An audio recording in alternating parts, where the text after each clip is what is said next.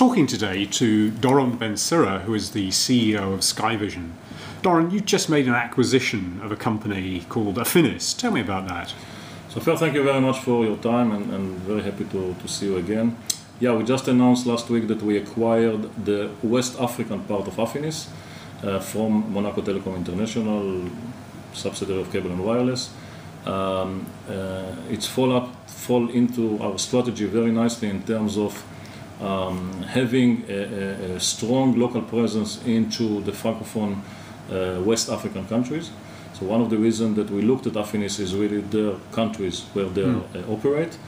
Second, we are getting a lot of local employees, a mix of salespeople, pre-sales, and engineers, field engineers in those countries. Second, they are bringing a lot of expertise within the value added and the system integration part of it.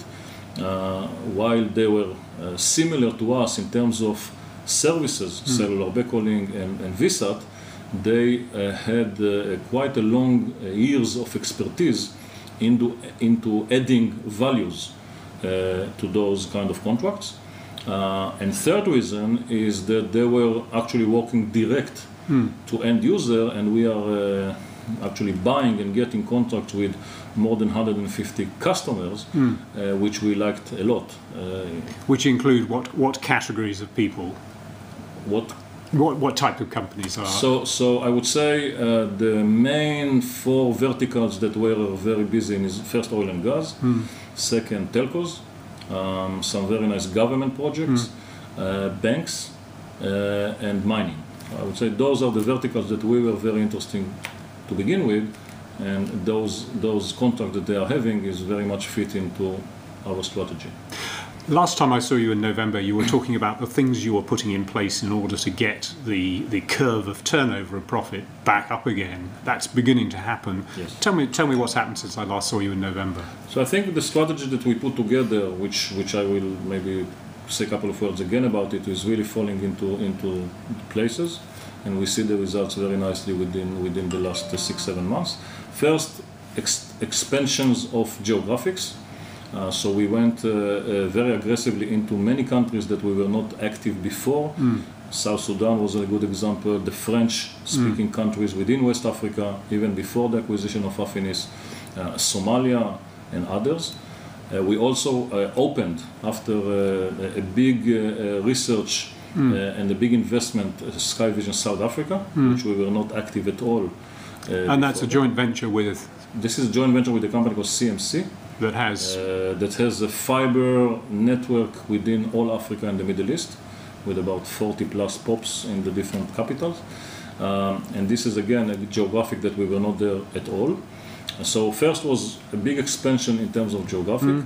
Second was a big change in terms of the weight of trunking versus VSAT and cellular backhauling. So we put a lot of efforts, expertise, knowledge, marketing tools and so on into VSAT and into cellular backhauling, and the percentage of those activities grew very nicely.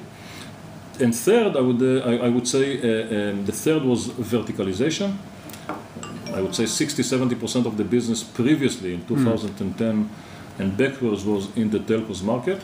Today it's a very nice split between governments, projects, NGOs, oil and gas, mining, corporates in general.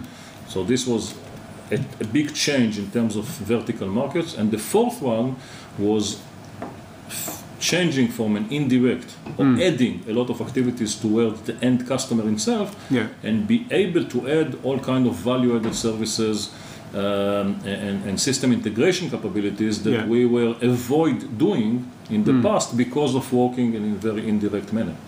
So when we start to work with end user, of course, we add all those capabilities and we add all those services into our portfolio.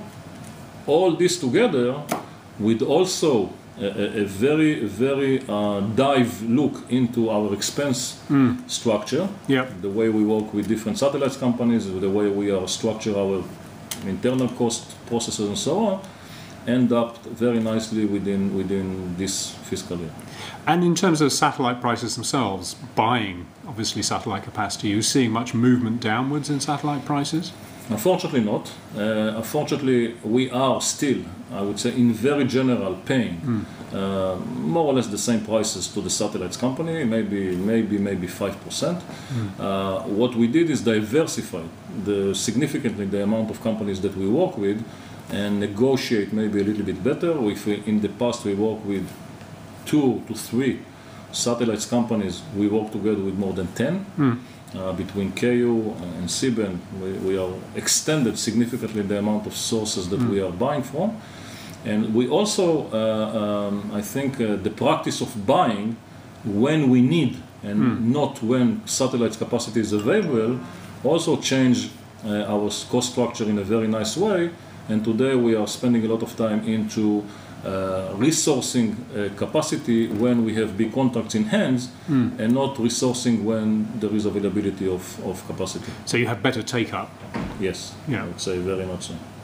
And are you looking at other geographies outside of Africa? Yes. So while we still believe that the African market is huge and there is a lot of potential in cellular backhaul, VSAT, and even within the trunking business, we start to look and we start to even to win some contract in South America.